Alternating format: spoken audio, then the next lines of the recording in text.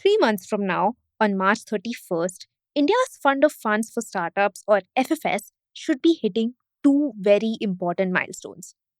First, let me quickly tell you what a fund of funds exactly is. It's basically an investor for investors. Instead of putting money directly into startups, it invests in venture capital funds. Those funds then invest in startups instead.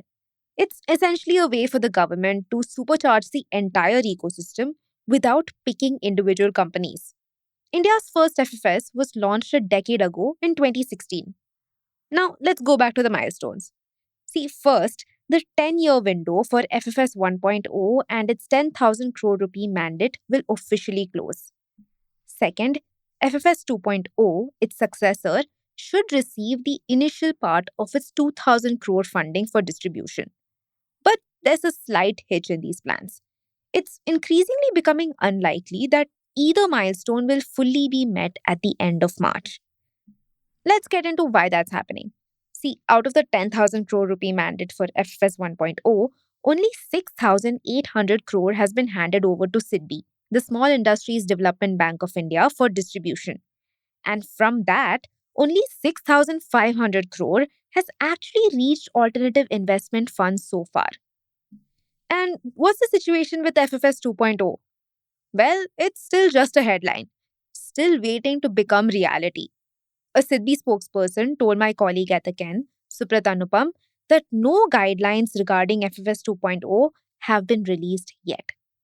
See, FFS 1.0 has played an undeniable role in accelerating India's startup ecosystem. In 2016, we had only about 3,000 startups. Today, over these 10 years, we've grown to over 200,000. Even the number of unicorns has jumped from 9 to over 100. Now, FFS's success largely lies in what we call its multiplier effect. For every rupee FFS commits to alternate investment funds, those funds must invest at least 5 to 10 times that amount into startups. And these startups specifically have to be the ones recognized by the Department for Promotion of Industry and Internal Trade, or DPIIT. And the result of this process is this. SIDBI has committed 12,000 crore to investment funds, which in turn has created a cumulative commitment of more than 90,000 crores across 150 funds. The SIDBI spokesperson tells us that these funds have invested in more than 1,200 startups, including 22 unicorns. So, when you do the math, that's about 7.5 rupees from private investors for every 1 rupee from FFS. But here's where the catch comes in. The SIDBI spokesperson tells us that of the 90,000 plus crore commitment, only 24,000 crore has actually been deployed into startups. And if you use that same 7.5 to 1 ratio, only about 3,200 crore of FFS capital has reached startups so far. And that's not all there is to this. FFS 1.0 also suffered from lower than expected job creation, long delays in fund dispersal, and a lack of transparency in the execution process. All of which must be understood before running blindly into FFS 2.0. Welcome to Daybreak, a business podcast from the Ken.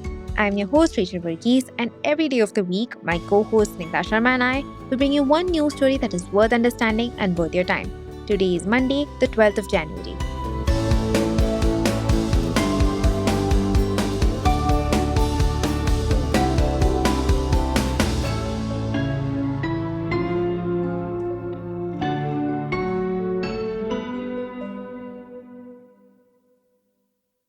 Back in 2016, India's startup landscape was struggling.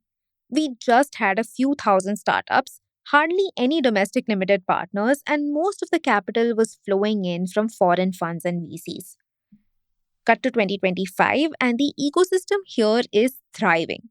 India has produced unicorns like CureFit, the fitness tech company, Zetwork, the B2B marketplace, and Delivery, the logistics company. By the way, they were all funded through FFS 1.0 as well. In fact, FFS funding acts as a sort of validation. It signals to other investors that a fund is worth backing. Now, Suprat spoke with 8 fund managers and 3 founders across agritech, deep tech, and payments. All of them received FFS 1.0 money, and all of them called it a game changer. Nitin Sharma, who is a partner at Antler, an early stage firm, rated SIDBI 9 out of 10 among all the investors his firm works with. But the praise often comes hand in hand with some sharp criticism. An investment manager from an alternative investment fund told the Ken upfront that SIDBI is, and I'm quoting here, really cheap. His fund raised FFS money back in 2018. Back then, SIDBI pushed for a management fee of 1.6% and a hurdle rate of 16%. Now, let me explain those terms before we move on. The management fee is an annual charge that covers the fund's operational costs. The hurdle rate is the minimum return a fund must achieve before the manager can share in the profits. So basically, as the manager put it, SIDBI was behaving more like a commercial investor than a public development bank. And this becomes even clearer because the manager told us that private investors were actually readily agreeing to 2% fees and 10 to 12% hurdle rates, which was significantly less than what SIDBI was asking for. Now, this experience left a bad taste in this manager's mouth. He ended up withdrawing his application for FFS funding for another of his funds. His partners and other investors weren't interested in accepting SIDBI's terms either. Now, since then, SIDBI has standardized hurdle rates at 10 to 12%. Management fees, on the other hand, remain tiered. Large funds with experienced managers get 1.5%. Smaller funds, like those under 500 crore, with first time managers or women led funds, or those focused on sustainable development, can get up to 2%. But the problems go beyond just fees. There are also delays to contend with. Fund managers wait years between the time of approval to actual disbursal of the money.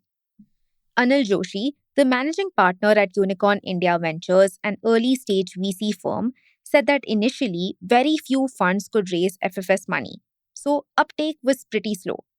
But then it picked up, and soon SIDBI had committed almost all of FFS 1.0. The SIDBI spokesperson said in response to the allegation of delays that funds are released after the first or final closing of the fund and only based on available capital. But that still doesn't cover all the problems. There's also an issue with transparency. SIDBI doesn't publish any external performance assessment metrics. And also, funding allocations rarely follow set standards either. Joshi's Unicorn India Ventures was one of the early recipients of FFS funding. As a 100 crore rupees fund, it was technically eligible for 25% FFS funding, but secured just 10%, which was later revised to 15%. Now, 4 of the 8 VCs the Ken spoke to said that they had similar concerns. Recently, SIDBI seems to be favoring seasoned managers over first timers, despite claiming to support newcomers. One manager who closed a 1,000 crore fund in 2024 said that after 3 or 4 committee meetings, his funding still hadn't come through.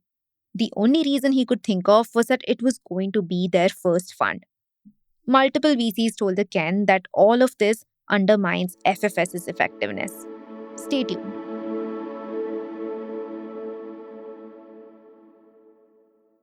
With FFS 2.0, clarity matters more than ever. The startup ecosystem isn't in its infancy anymore, which is exactly why multiple fund managers believe FFS 2.0 should be sector specific. Nitin Sharma from Antler, who we mentioned earlier, believes that we need to catch the AI bus before it leaves. He's of the opinion that FFS 2.0 should focus vertically and specifically on AI and deep tech. Why these sectors in particular? Well, because they require huge capital expenditure and 5 to 10-year development cycles. That usually scares private investors. If FFS 2.0 were to focus on these sectors, it would provide the push that they need. Antler itself has invested in deep tech startups like InSpacity, which is an in-space logistics company, Green Aero, which is an aerospace propulsion company, and Armory, which makes counter-drone systems. Now, Sharma believes that there's also a case for raising FFS's share in total fund size from 10 to 20% or up to at least 30%. 3 other managers also thought that this was a good plan. They emphasized that bigger stakes mean faster closes and quicker development. Then there's the somewhat complicated issue of job creation. FFS 1.0 was supposed to create 1.8 million jobs. Almost 10 years later, only 200,000 have actually materialized. Now, that's according to SIDBI's own website, which means it's definitely a problem that FFS 2.0 has to address. But progress has stalled for nearly a year. Since Finance Minister Nirmala Sitharaman announced FFS 2.0 in the 2025 to 2026 budget, there's only been radio silence. The SIDBI spokesperson told us that the exact rollout timeline isn't known to them yet. Still, FFS under SIDBI is doing relatively well, especially in comparison to its alternatives. Joshi said that the entire process was professionally handled. He said that multiple evaluation rounds took 6 months from application to disbursement. Overall, his experience was pretty good. Now, this stands out, especially when other government backed funds aren't setting the bar all that high. One fund manager mentioned the Self Reliant India Fund as an example. It's managed through SBI Ventures, whose legal advisor is Khaitan and Co. But Khaitan and Co. also advises multiple startups and other alternate investment funds. The manager wonders if that is a conflict of interest. Now, again, we have to acknowledge the scale of FFS's foundational success. Most of its problems come from bureaucracy, so all it needs to do is crack operational efficiency. How does it go from being a good investor to a fast, transparent, and risk-free one? That's exactly the burden FFS 2.0 will have to take on.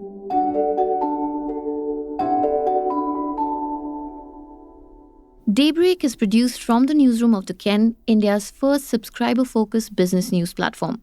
What you're listening to is just a small sample of our subscriber-only offerings. A full subscription offers daily long-form feature stories, newsletters, and a whole bunch of premium podcasts. To subscribe, head to theken.com and click on the red subscribe button on the top of the Ken website. Today's episode was hosted and produced by my colleague Rachel Varghese and edited by Rajiv Sien.